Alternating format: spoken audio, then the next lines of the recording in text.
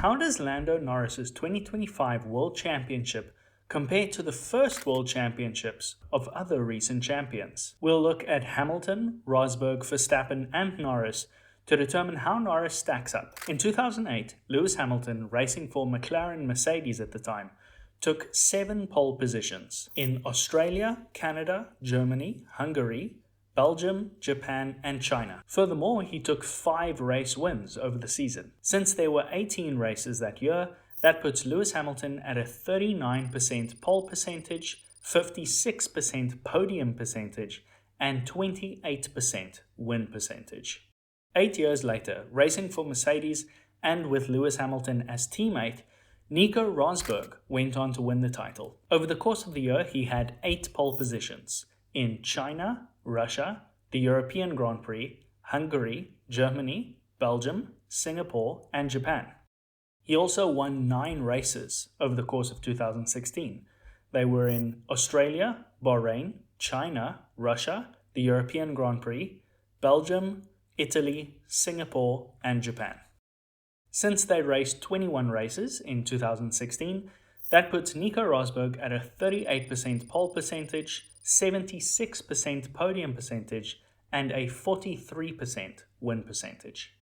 During that season, Nico Rosberg often complained about a very aggressive teenager, and just a few years later, that teenager would become a world championship in his own right. In 2021, Max Verstappen took 10 pole positions. They were in Bahrain, France, Styria, Austria, Britain, Belgium, Netherlands, Italy, USA, and Abu Dhabi. He also won 10 races that year.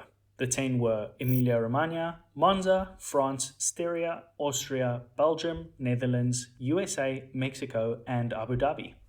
As far as championship seasons go, this was a pretty good one. Max Verstappen had a pole percentage of 45%, a podium percentage of 82%, and a win percentage of 45%.